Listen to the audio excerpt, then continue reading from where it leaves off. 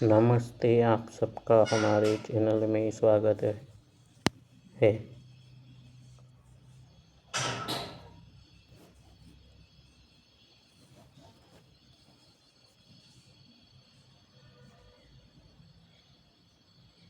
सुख में हम देह से तादात्म्य बनाए रखना चाहते हैं, दुख में देह से तादात्म्य तोड़ना चाहते हैं। ऐसे कुछ उदाहरण देखे हैं जिसमें घोर पीड़ा होने से पीड़ितों ने देह से मुक्ति चाही। एक सज्जन कहते थे, ईश्वर से प्रार्थना है या तो देह को ठीक कर दे या उठा ले। जब तक शरीर जीवात्मा के सुख का साधन है, वह दुख का कारण भी बना रहेगा।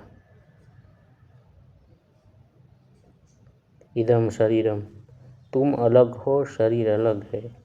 तुम चेतन हो, शरीर जड़ है। तुम अविनाशी हो, मरना चाहो तब भी मर नहीं सकते। शरीर नष्ट हो जाता है। इससे शरीर से दूरी मालूम होती है। आदमी को देह से एक रूप होकर रहना ही ठीक लगता है। कम से कम अपने पास तो रहे। अपने पास रहना केंद्र के पास रहना है, चेतन के पास रहना है। यह पास रहना स्वयं में समाने के लिए है। स्वयं में समा जाना मूल स्रोत में समा जाना है। इसमें जो निरअहंकार निर्भिमान स्थिति बनती है, वह सारे दुखों से मुक्त है। सुख से भी मुक्त, दुखों से भी मुक्त। जब तक आदमी किसी को सुखद मानकर उसकी ओर गति करता है, वह भीतर परम विश्राम स्थल से टूटता है और सदा अस्थिर रहता है। कभी आक्रामक होता है, कभी पलायन करता है। जब तक बाहर सुखद मान रखा है, यह अस्थिरता बनी रहती है। पूर्ण स्थिरता तो स्वयं में अपने जगह अपने आप में ठहरने से ही घट सकती है। बाहर परिधि से भीतर केंद्र में लौटते समय बीच में पड़ाव की तरह शरीर मिल जाता है। अधिकांश लोग यही ठहर जाते हैं। यदि यह अंतर यात्रा के दौरान बीच में आए पड़ाव की तरह है, तब तो ठीक है, लेकिन यदि इसे पुनः बाहर चले जाने वह आधार बना लिया जाए, तो यह सहायक नहीं है।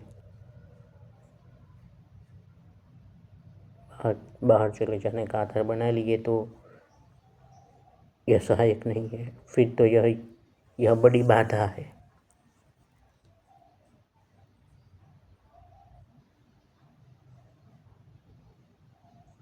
इसलिए साधक को चाहिए कि पहले बाहर से लौटकर शरीर तक आए, शरीर में ठहरे। तब शरीर से एक रूप होने में कोई हर्ज नहीं है। और क्या किया जा सकता है? सीधे स्वयं में आत्मा में स्थिति इतनी आसान तो नहीं है। इसलिए अंतर यात्रा के दौरान पड़ाव के रूप में शरीर में ठहरना ठीक है।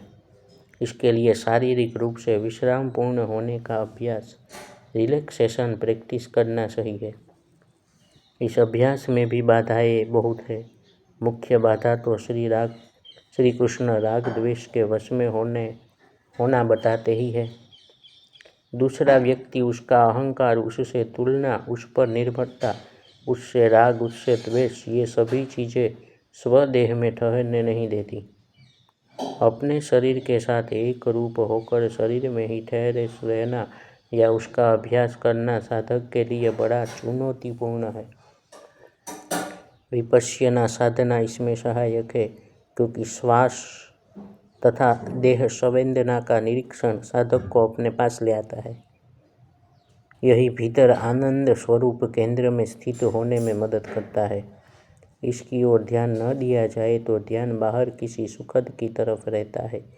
यही नहीं, उसे पाने की कोशिश भी होती है, जिससे सारी ऊर्जा बाहर की ओर गति करती है।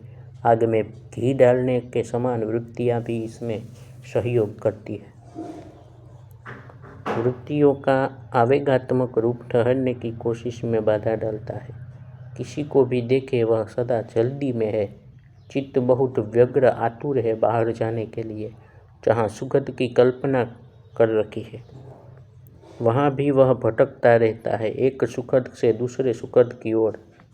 वास्तव में वह सुखद नहीं अपितु दुख का इंतजाम करता है, दुख का इंतजाम है। उसके न मिलने पर या खो जाने पर बड़ा कष्ट होता है। प्रिय वस्तु व्यक्ति नहीं मिलने पर पागल भी हो जाते हैं कई लोग। यह पता नहीं चलता कि बाहर से मिलने वाला सुख वास्तविक सुख नहीं है, सुख का आभास मात्र है।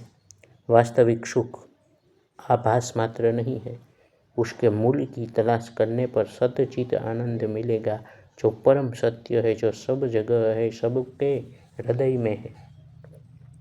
उसका अनुभव पाना हो तो हृदयमुखी होना पड़े बजाय बहिर्मुखी होने के। बाहर सुविधाएं है, सुविधाएं अवश्य देह दृष्टि से। बहुत गर्मी लगी तो पंखा चला दिया, बहुत ठंड है तो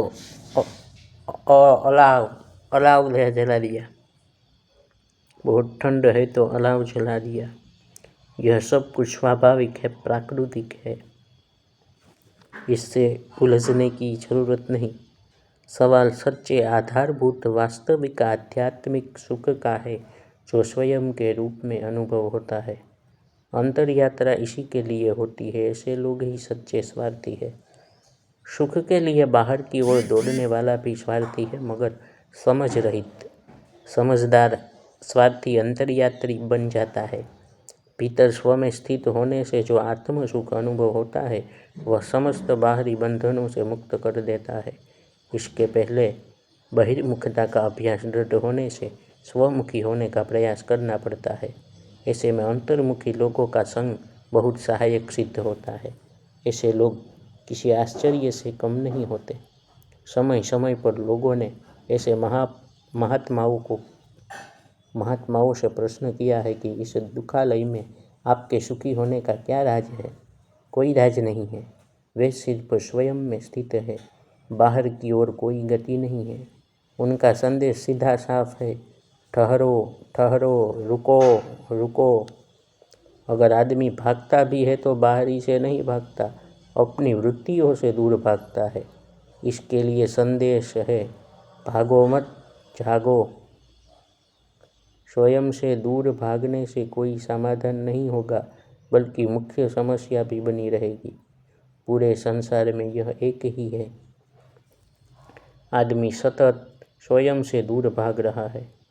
उसे समझ में नहीं आता कि कैसे रुके अपने साथ, क्योंकि ऐसा करना अपने क्रोध, अपने भय, अपने ईर्षा द्वेष के साथ ठहरना है।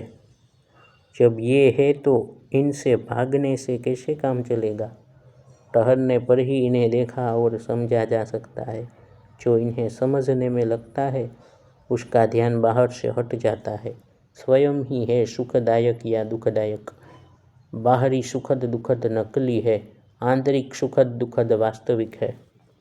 यह समझ में आ जाए तो बाहरी से ध्यान हटकर स्वयं पर आ जाता है।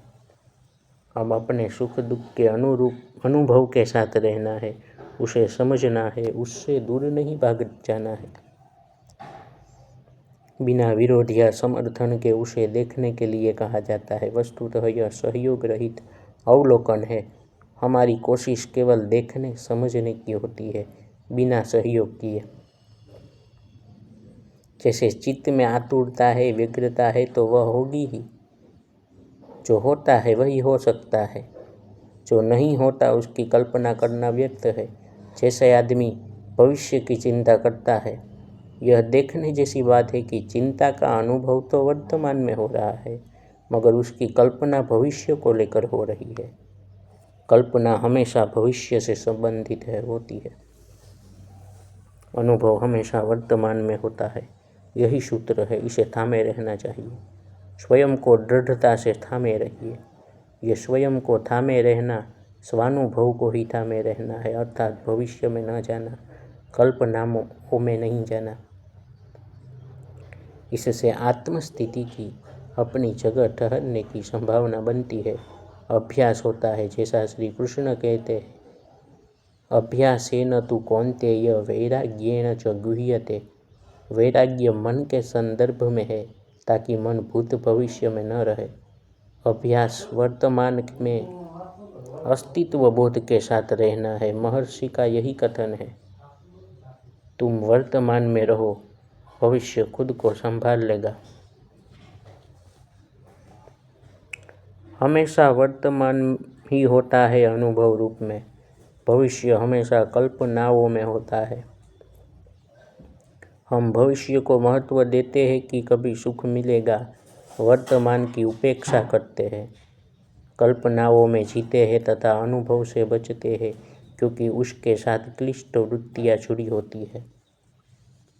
इसी संदर्भ में कहा जाता है कि इन वृत्तियों को समझो, इनसे भागो मत। समझने से वृत्तियाँ शांत होती है, शुद्ध अस्तित्व बोध रह जाता है। यह जो शुद्ध अस्तित्व बोध है, यह सत्य ही नहीं होता, बहुत गहराई लिए होता है। ऐसा महापुरुष जो 24 घंटे गहराई में रहकर अपने आप को अनुभव करता हो, क्या वह पलायनकारी होता है? क्या वह आक्रामक होता है? वह तो युद्ध भी करता है तो अपने आप में ठहर कर ही करता है। यह स्थिति योगी की है और यही श्री कृष्ण समझा रहे हैं। सवाल युद्ध का नहीं, आत्मस्थिति का है। युद्ध तो कभी होते हैं, कभी नहीं होते, मगर आत्मस्थिति अखंड बनी रहती है और सभी अवस्थाओं में सच्ची मददगार होती है। संदेश है स्वस्थ। सब काम छोड़कर पहले जुड़िए स्वयं से, ठहरिए अपने आप में, स्वयं को अनुभव कीजिए। अपने आधार में रहने में जो सफल हो जाता है, उसके लिए फिर कोई समस्या नहीं है। फिर तो कर्म है जब जो भी हो। भविष्य को लेकर तनाव खिंचाव रहित भविष्य की जो सोचता है वह उखड़ा हुआ है स्वयं से।